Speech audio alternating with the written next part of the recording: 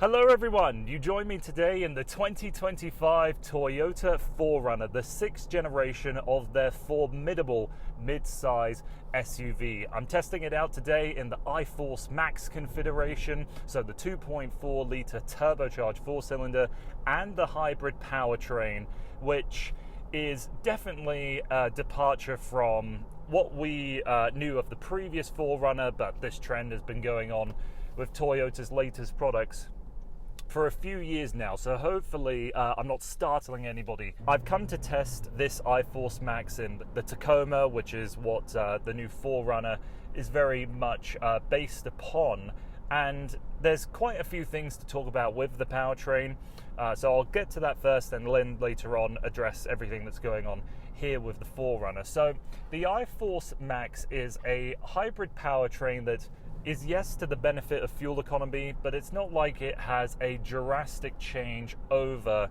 the 4-litre V6 that came before it. That engine was very understressed, bulletproof, reliable, but could probably have the reputation of being a bit lethargic, a bit sloppy to drive. Here, it's certainly a lot more ferocious of a motor. It gets up and goes much faster. You hear the turbo engage all the time.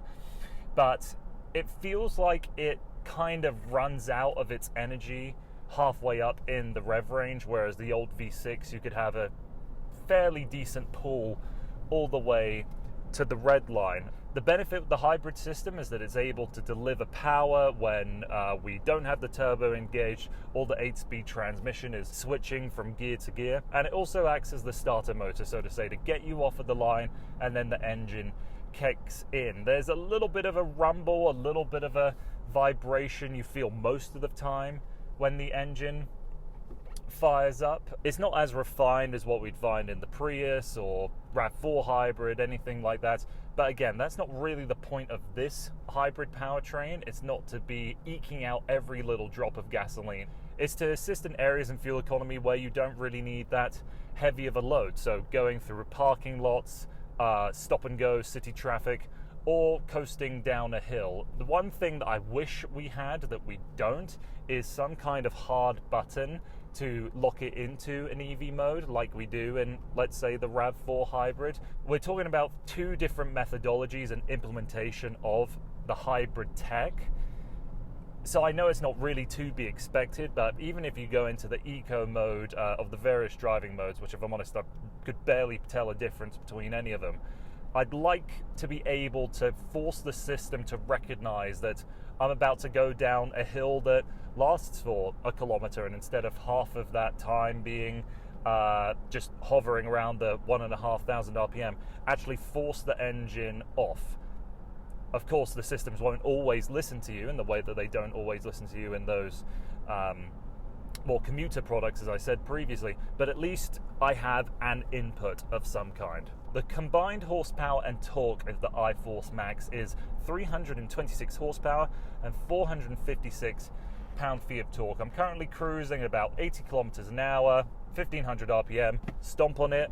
Some good alertness. I felt the surge of electric torque before I felt the transmission gear down. You get a combination of different noises, a little bit of a whirl from an electric motor, the whoosh from the turbo, and the engine itself is quite distant in this cabin. All in all, it's a decent powertrain, it's responsive, the brake feel is perfect, you'd never know there's regen braking put into it. Maybe a little more distinction with the driving modes, because here in the Platinum we have the adaptive variable front suspension, and I've been driving pretty much the whole time between comfort and normal and eco.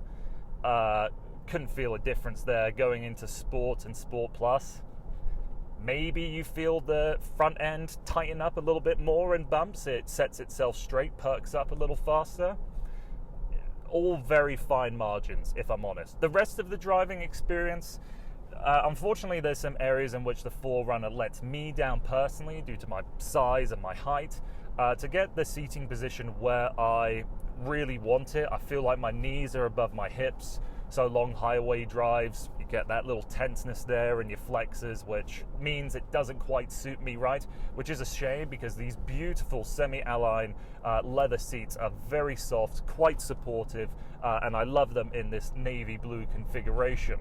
And then the final bother is that the steering wheel is straight out of what we have in the Tacoma. I find it comically big. The circumference is too much. Of course, it's incredibly light steering. You really can steer with just your fingertips. So it masks the weight of this product incredibly well. It makes it an easy day-to-day commuter, but I would rather have a little tighter of a steering wheel, perhaps a little more space to move my knees underneath the steering column here. These are all niggles associated to me specifically. It might not be the same story for you, so I highly encourage that you take the time, if you're interested in this product, to really spend as much time as you can behind the wheel. To have some continuation here, talk about the second row seating, I am a little disappointed with what's going on in the 4Runner here. I definitely had a better sense of spaciousness in the previous generation. Here in my seat, to the format that I wanted, my knees are very clearly pressing into the back of the seats. Can't quite get my feet underneath, really only my toes. And there's a very minor scalloping in the roof liner, so I can get decent headroom and the second row seats can recline, but I really don't fit back there, and that's a surprise. This is a mid-size SUV. I've come across plenty of compact crossovers recently that give me more space in the back than what the 4Runner does. When you go with the hybrid, I should have mentioned this previously, you lose the third row in the 4Runner. Obviously some downsides to that is for a vehicle this size, perhaps most people would like it to have the capability of 7 seats, but what I like is that Toyota didn't get rid of the second row functionality because they got rid of the access to the third row. So the second row seats still flip and fold up. You can lock them into place by hanging this strap around the grab handles, so you could turn it into a bit of a van. I like how Toyota took something away, but they kept all of the same usability there. And for the space in the boot, there's a little bit of hidden storage, one space where you might throw away your trailer hitch, and then just behind the rear seats, another little cavity where you could stuff soft items.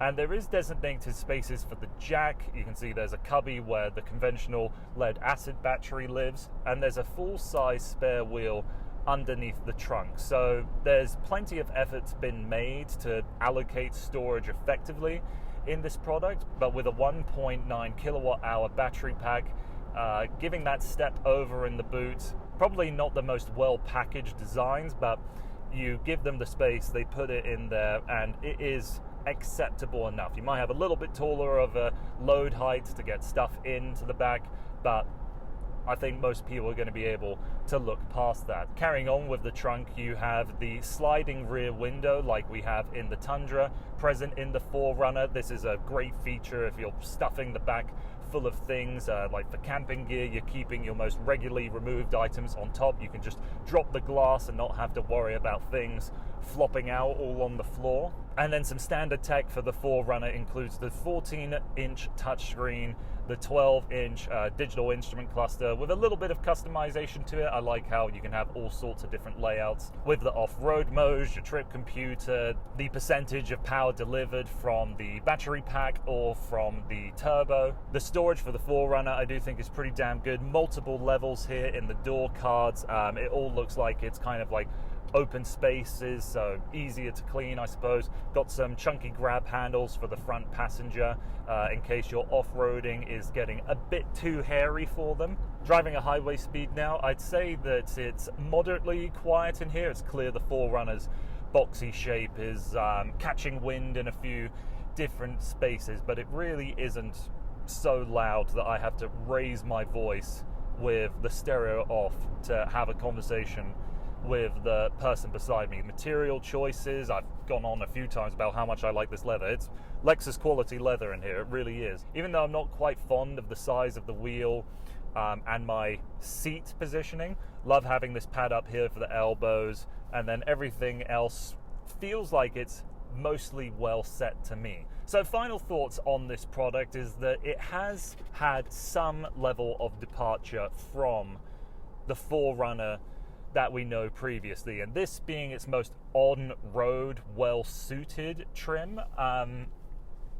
It's a perfectly tolerable mid-size SUV. It's just not quite as big as maybe I was hoping it could and should have been. If you're looking at the 4Runner for its off-road capabilities, I certainly haven't addressed those things there in this video. Wasn't able to get out with it, and maybe you should refer to my Trail Hunter video of the Tacoma. So welcome to a product that might strike you as a severe departure from the old one, but its spirit is still very much intact. Feels like you're catching up on an old friend that you haven't seen for a while. They've been working out, they've been getting trim, eating better, and the final result is a more compelling product to a larger audience, bringing the 4Runner as up to date as Toyota can. So thank you very much for taking the time to watching this video, and I hope to see you again on the channel soon.